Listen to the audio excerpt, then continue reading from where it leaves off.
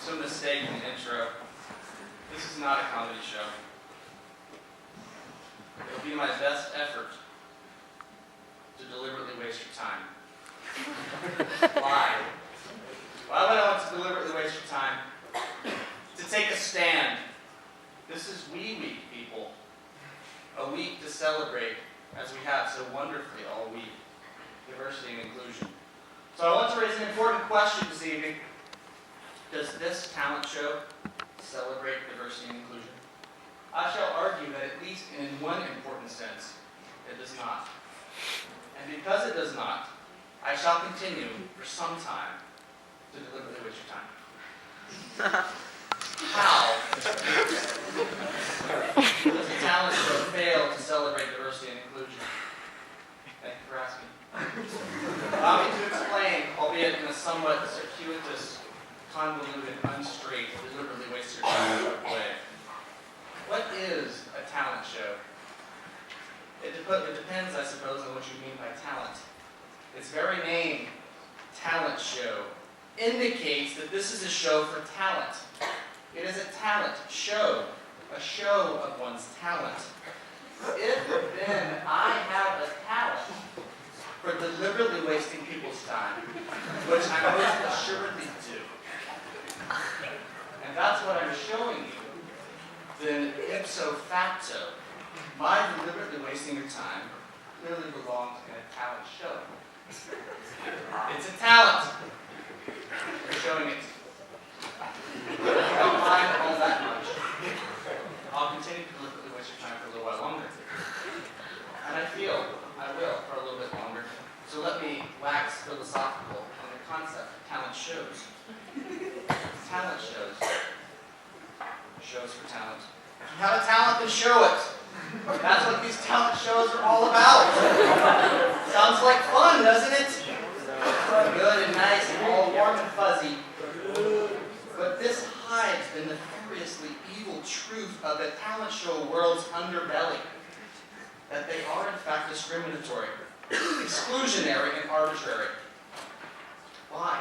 Thanks for asking.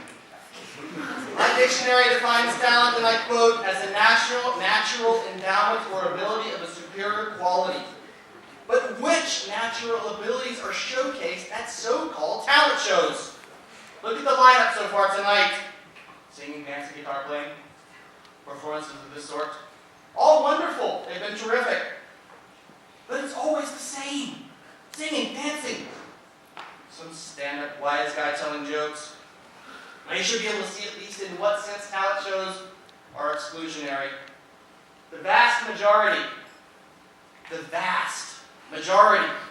of real-world talents such as deliberately wasting people's time, talents of the sort that most people have, simply don't fit into the talent show mold. Despite there being talents, you just wouldn't expect them to be seen at a talent show. Sadly, for all of us that possess these pedestrian, real-world talents, have talents that simply don't fit society's expectations. We are therefore unacceptably marginalized and minimized. It's for all of you, then, that I'm standing here tonight. Taking a stand, standing up. To that end, I'm here to introduce into the talent show world a number of talents which have for long enough been excluded, unfairly. Already, I've been deliberately wasting your time. As I've said repeatedly, and saying things over and over and over and over and over and over and over and over again is a key strategy, deliberately wasting someone's time. As I say, deliberately wasting someone's time is a real talent of mine, don't you think? But I've got more. One of my most fertile and awe-inspiring talents is complaining. I have a gift, a natural capacity, a native ability. I have a talent for complaining. Let me show you.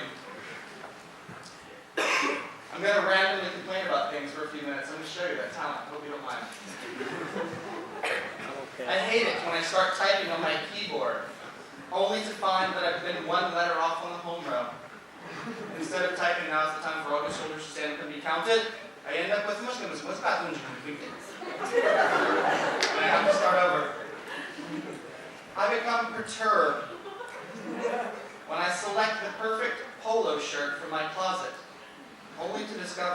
has those irritating shoulder nipples on it.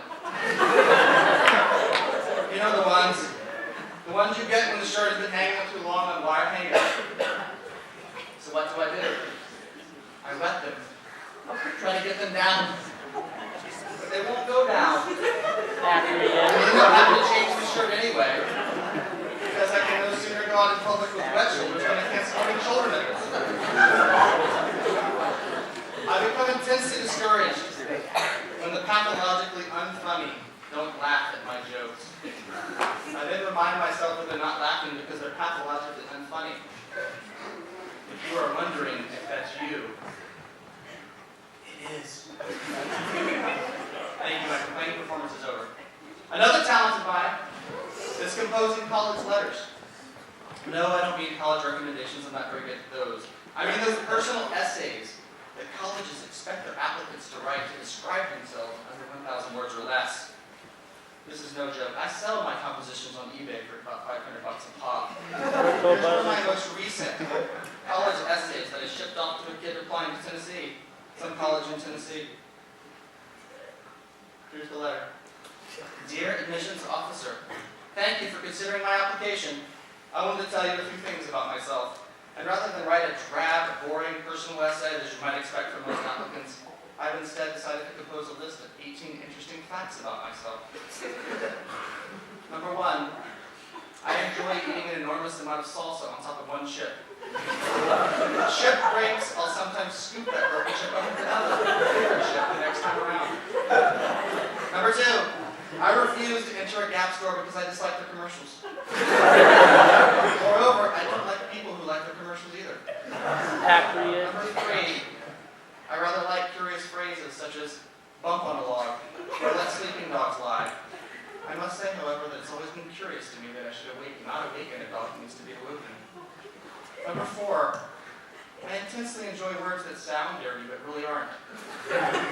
Like scrod, stringent, or poppycock. I especially like making other people feel uncomfortable. In crowded elevators, for example, I like to whisper to a stranger, loud enough for others to hear, "Where did you hide the body?" Number 6, I like to trip and fall on steps just to see if anyone will help me with my things. If they do, I look all offended like and blurt out loudly, "This is the 21st century and I can damn well handle myself." Number 7, I like to ask, but not answer personal questions. Don't you? Number 8, I enjoy making lists, obviously. Number 9, I prefer putting one, but only one lie on all personal essays, except for this one. Number 10. Number 10. Paradox! I like wearing white socks with black shoes and black socks with white shoes. Sometimes I wear one white sock with a black shoe on one foot and a black sock with a white shoe on the other. Number 11. Bars. It really bothers me that there are so many people that complain all the time. Number 12. I like having 6 remote controls and knowing what they all do. And no one else in my house having a clue what any of them do. Number 13. There is no number 13. Number 14. I enjoy talking to telemarketers even when I know they're not going to buy anything from them. I like to deliberately waste their time to make us even. Number 15. I like telling jokes that I know no one else will find funny except for me. Like this one. Number 16. I like to eat loudly in restaurants. I hear that loudly at the local place in Tennessee is pretty good.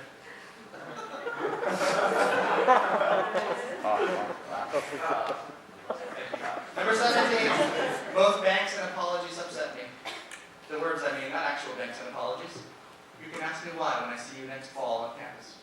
Signed, sincerely yours, college applicant. Enough of showing that talent. My final talent, I think, is my most impressive. It's been with me the longest. I learned that I had this talent when I was in 1st grade. At that time in my life, I was really in a soul-searching crisis. I was young, yes, but I was soul-searching. I was not good in school, struggled with math, English history, language, art, all of it. All of my friends were better athletes than me. In fact, none of my friends were even my friends. My parents told me explicitly that, as a twin, I was clearly an accident that should never have been born. I could not sing or dance, play instruments, or perform in talent shows. Finally, however, I had found it. I got one of those first grade report cards with the pictures on it with the teacher in her pretty cursive writing. Write out some comments on how I was doing. You know the ones. I remember the words like it was yesterday. Though Clay is a bit slow in mathematics, struggles in PE, it was a different time when I could say these things. Occasionally has accidents during nap time. He is basically a social pariah. But he possesses great talent for reading. Great talent for reading, that's what she said. I have a talent for reading. Let me show you. The making of a philosopher, I call him again.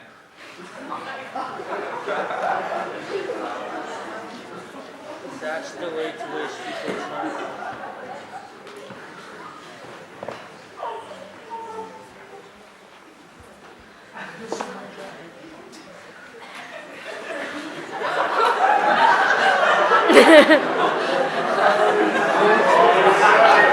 Oh,